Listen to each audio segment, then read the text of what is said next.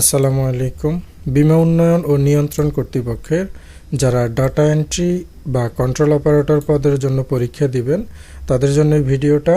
এখানে 19 জানুয়ারি 2024 সকাল 10:30 থেকে মতিঝিল সরকারি বালক উচ্চ বিদ্যালয়ে আপনাদের পরীক্ষা হবে। পরীক্ষার পদ্ধতি হবে লিখিত পরীক্ষা। তো কোন বিষয় থেকে কি কি প্রশ্ন থাকবে, কোন বিষয় থেকে কি কি পড়তে হবে আপনাদেরকে এই ভিডিওতে বলা হবে। পাশাপাশি আপনাদেরকে নিয়োগ প্রস্তুতির জন্য একটা সাজেশন দেওয়া হবে। বীমা উন্নয়ন ও নিয়ন্ত্রণ কর্তৃপক্ষ ডাটা এন্ট্রি কন্ট্রোল অপারেটর, এটা পরীক্ষা হয়েছে 26/12/2020, অর্থাৎ আমরা বিগত বছরের একটা প্রশ্নের সলিউশন দিব। এখানে প্রথমে বাংলা বিষয় থেকে কি কি ছিল সঠিক উত্তর লিখতে হবে। বাংলা বর্ণমালায় বর্ণের সংখ্যা কয়টি? বাংলা বর্ণমালায় বর্ণের সংখ্যা হলো 50টি। এর মধ্যে 11টি হলো স্বরবর্ণ আর 39টি হলো ব্যঞ্জনবর্ণ। কলম কোন ভাষার শব্দ? কলম হলো আরবি ভাষা থেকে এটি এসেছে, তাই কলম হলো আরবি ভাষার শব্দ। বিপদ এবং দুঃখ এক সময় আসে কোন ধরনের বাক্য? বিপদ এবং দুঃখ, এটা যেহেতু এখানে এবং আছে তাহলে এটা হবে যৌগিক বাক্য। কবর কবিতাটি কার রচনা? পল্লীকবি জসিমউদ্দিন রচিত কবর কবিতাটি। উল্লেখ্য মনির চৌধুরী অনুদিত নাটক হলো কবর। কবর কিন্তু দুইটা আছে, কবর দুইটা, একটা হলো কবর কবিতা যেটা লিখেছেন পল্লীকবি জসিমউদ্দিন, আর কবর নাটক যেটা সেটা লিখেছে মনির চৌধুরী। আপনারা এমসিকিউ পরীক্ষাতে এই প্রশ্নটা আসে এবং লিখিত পরীক্ষাতে আসে। তো আপনারা যে কমন ভুলটা করেন, এখানে নাটকের জায়গায় লিখে দেন জসিমউদ্দিন, আবার কবিতার জায়গায় লিখে দেন মনির চৌধুরী। এই ভুলটা কখনোই করবেন না। আজকে ভালো করে শিখে নেন যে কবর কবিতা হলো জসিমউদ্দিনের আর কবর নাটক হলো মনির চৌধুরীর। স্বরবর্ণের সংক্ষিপ্ত রূপকে কি বলা হয়? স্বরবর্ণের সংক্ষিপ্ত রূপকে বলা হয় কার। উল্লেখ্য যে অভিন্ন স্বরবর্ণগুলো ব্যঞ্জনবর্ণের সঙ্গে সংযুক্ত হলে পূর্ণরূপের সংক্ষিপ্ত রূপ পরিগ্রহ করে। স্বরবর্ণের এই ধরনের সংক্ষিপ্ত রূপকে বলা হয় কার। এত বিস্তারিত লেখার প্রয়োজন নেই, শুধু এটা লিখবেন যে স্বরবর্ণের সংক্ষিপ্ত রূপকে কার বলা হয়। চক্ষুদান করা এই বাগধারার অর্থ কি? চক্ষুদান করা বাগধারার অর্থ হলো চুরি করা। তো এই ছিল সংক্ষিপ্ত প্রশ্ন বাংলাতে। বাংলাতে আরও থাকবে। সন্ধি বিচ্ছেদ করুন। কি কি সন্ধি বিচ্ছেদ আছে দেখেন। শুভেচ্ছা, শুভ যোগ ইচ্ছা, শুভেচ্ছা।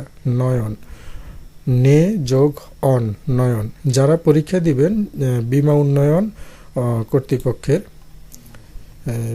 বীমা উন্নয়ন ও নিয়ন্ত্রণ কর্তৃপক্ষের যারা পরীক্ষা দিবেন তাদের জন্য স্পেশাল সাজেশন থাকবে, যাতে আপনারা অল্প সময়ের মধ্যে সব বিষয় থেকে সমানভাবে ভালো একটা প্রস্তুতি নিয়ে পরীক্ষা দিতে পারেন সেজন্য। আর এই সাজেশনটা আপনারা পাবেন ভিডিওর ডেসক্রিপশনে, আমি আমার হোয়াটসঅ্যাপ নাম্বার দিয়ে দিব, সেখান থেকে আপনারা সংগ্রহ করে নেবেন। হোয়াটসঅ্যাপে যোগাযোগ করে সংগ্রহ করতে হবে। আচ্ছা, বচন অর্থ কি? বচন অর্থ হলো সংখ্যার ধারণা। বই পড়া কোন সমাস? বই পড়া হলো তৎপুরুষ সমাস। স্ক্রিনে যে নাম্বারটা দেয়া আছে এই নাম্বারে আপনারা হোয়াটসঅ্যাপে শুধু যোগাযোগ করবেন যে আমার এই পদের জন্য সাজেশন প্রয়োজন বীমা উন্নয়নের। এটা পেইড সাজেশন, এটার চার্জ প্রযোজ্য। এই সাজেশনটি নিতে হলে আপনাদেরকে চার্জ দিয়ে তারপরে সাজেশনটি নিতে হবে। এটা হোয়াটসঅ্যাপে আপনাদেরকে দিয়ে দেওয়া হবে।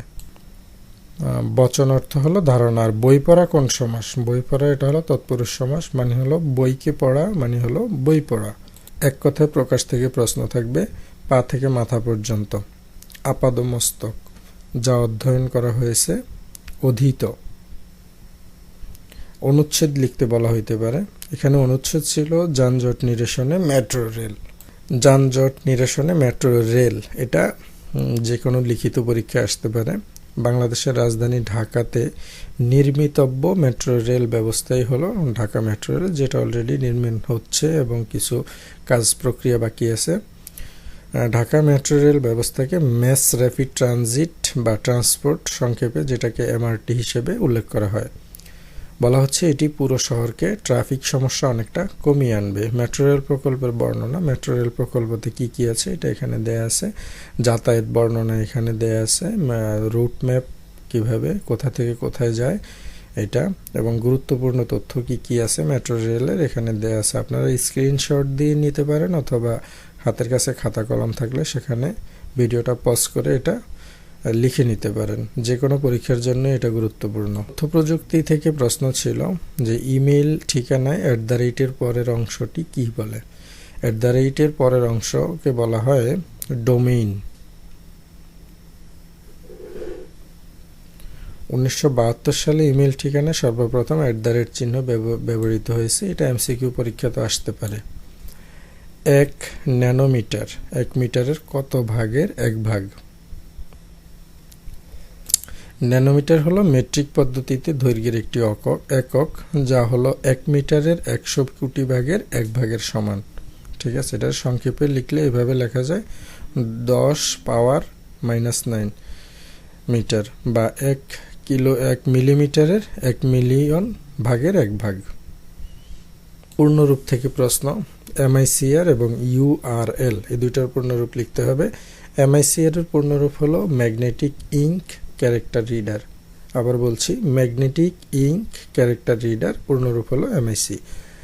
আর URL এর পূর্ণরূপ হলো ইউনিফর্ম রিসোর্স লোকেটর। বানানগুলো একটু ভালো করে পড়ে নেবেন, মুখস্থ করে নেবেন। ফেসবুক এবং টুইটার কী ধরনের ওয়েবসাইট? ফেসবুক এবং টুইটার, এটা ফেসবুক হলো একটা সামাজিক আন্তঃযোগাযোগ ওয়েবসাইট, আর টুইটার হলো সামাজিক আন্তঃযোগাযোগ ব্যবস্থা ও মাইক্রো ব্লগিংয়ের একটি ওয়েবসাইট। টুইটারে সামাজিক যোগাযোগ ব্যবস্থাও আছে, প্লাস মাইক্রো ব্লগিং অর্থাৎ ছোট ব্লগিংয়েরও একটা কাজ করা যায় এখানে। ব্লগিং এবং সামাজিক যোগাযোগ দুইটাই টুইটারে আছে, আর ফেসবুকে আছে শুধুমাত্র সামাজিক আন্তঃযোগাযোগ ব্যবস্থা। টুইটারকে ইন্টারনেটের SMS হিসেবেও অভিহিত করা হয়। ফিঙ্গারপ্রিন্ট আইডেন্টিফিকেশন কোন ধরনের প্রযুক্তি? ফিঙ্গারপ্রিন্ট আইডেন্টিফিকেশন এটা হলো বায়োমেট্রিক টেকনোলজি প্রযুক্তি। MS ওয়ার্ড মানে মাইক্রোসফট ওয়ার্ডের নতুন উইন্ডো চালু করার জন্য কিবোর্ডের কোন শর্টকাট কি ব্যবহৃত হয়? মোস্ট ইম্পর্ট্যান্ট একটা প্রশ্ন। মাইক্রোসফট ওয়ার্ডে নতুন একটা উইন্ডো খোলার জন্য বা চালু করার জন্য কিবোর্ডের শর্টকাট কি হলো? Ctrl+N। এটা ব্যবহার করলেই নতুন একটা পেজ ওপেন হয় বা নতুন একটা উইন্ডো ওপেন হয়। কম্পিউটারের স্থায়ী স্মৃতিশক্তিকে কি বলা হয়? কম্পিউটারের স্থায়ী স্মৃতিশক্তিকে বলা হয় রোম বা রিড অনলি মেমোরি, যেটার পূর্ণরূপ আর কি। রোমে সঞ্চিত তথ্যাদি কেবল ব্যবহার করা যায়, কিন্তু কোনো রকম সংযোজন, বিয়োজন বা পরিবর্তন করা যায় না। এত বিস্তারিত না লিখলেও হবে আপনাদেরকে, শুধু এটা লিখতে পারেন যে কম্পিউটারের স্থায়ী স্মৃতিশক্তিকে বলা হয় রোম। আর এটা পূর্ণরূপটাও লিখে দিতে পারেন, তাতে করে পুরো নাম্বারটা আপনি পেয়ে যাবেন। কোন কম্পিউটার ডিভাইস একই সাথে ইনপুট এবং আউটপুট হিসেবে কাজ করতে পারে? প্রিন্টার, স্ক্যানার, তারপরে camera, VCR, VCP, VTP, VTR, TV, tape recorder, modem, touch screen, এগুলা যেগুলো আপনার ইনপুট এবং আউটপুট উভয় হিসেবে কাজ করতে পারে। বাংলাদেশের প্রথম সার্চ ইঞ্জিনের নাম কি? পিপিলিকা। এটা হলো বাংলাদেশের প্রথম সার্চ ইঞ্জিন। এটি বাংলা ও ইংরেজি দুই ভাষাতেই কাজ করতে সক্ষম।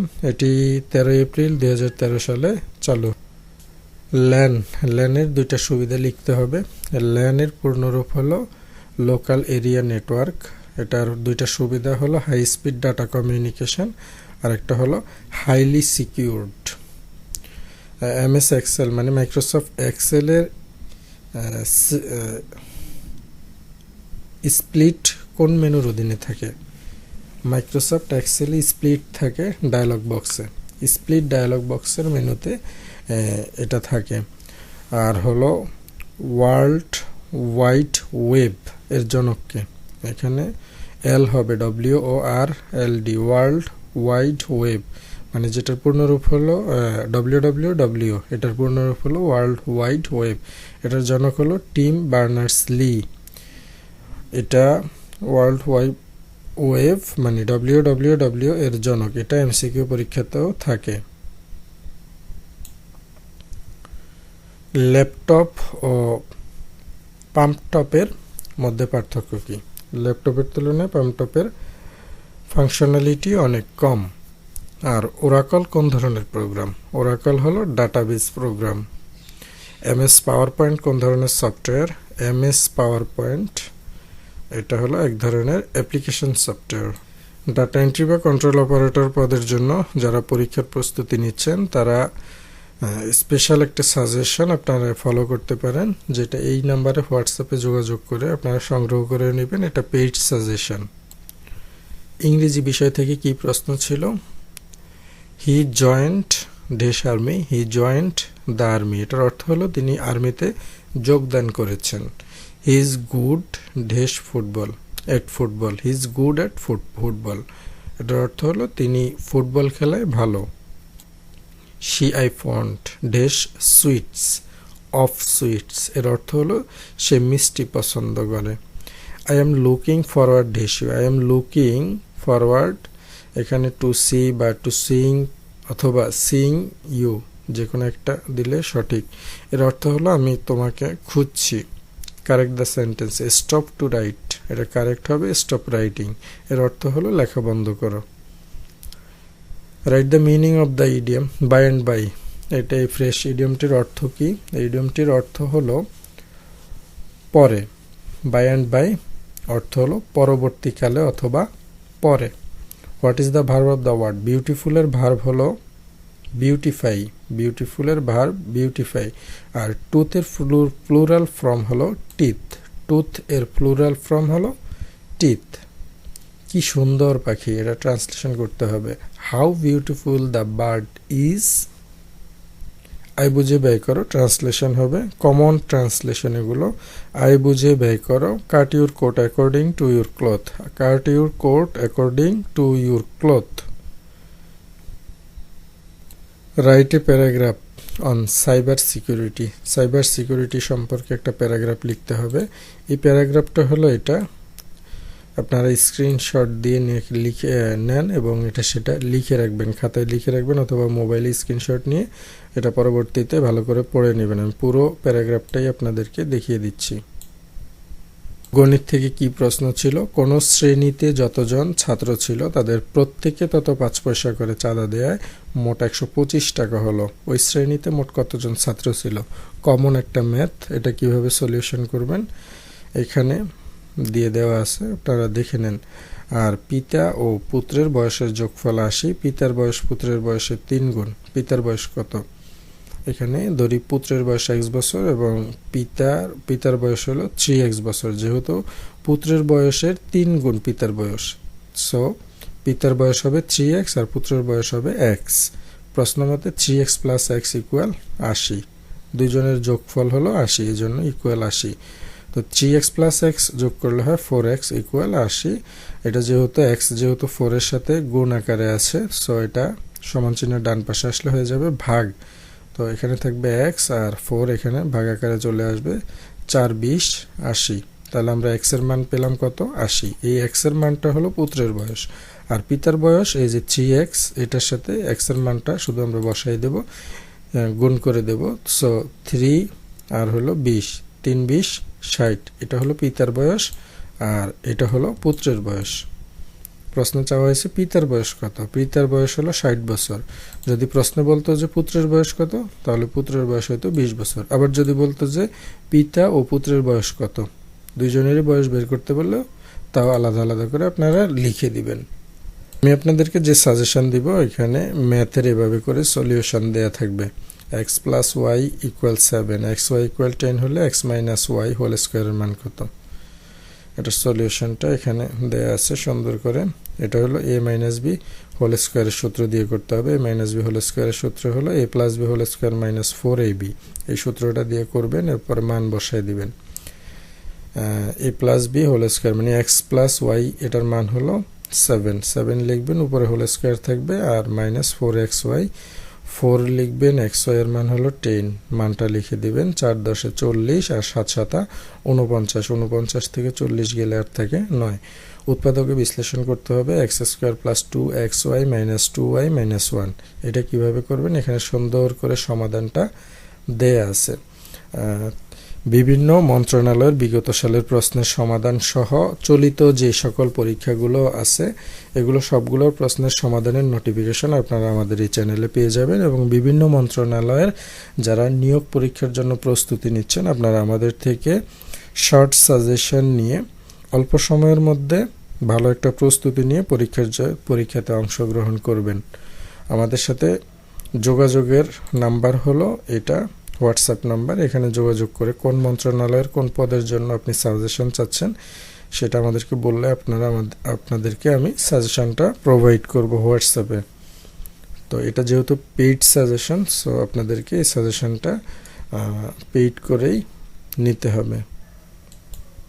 আজকের ভিডিওটা কেমন লাগলো কমেন্ট করে জানাবেন, আর চ্যানেলে নতুন হয়ে থাকলে সাবস্ক্রাইব করে রাখবেন, আর যারা ফেসবুক থেকে দেখতেছেন পেজটি ফলো দিয়ে রাখবেন।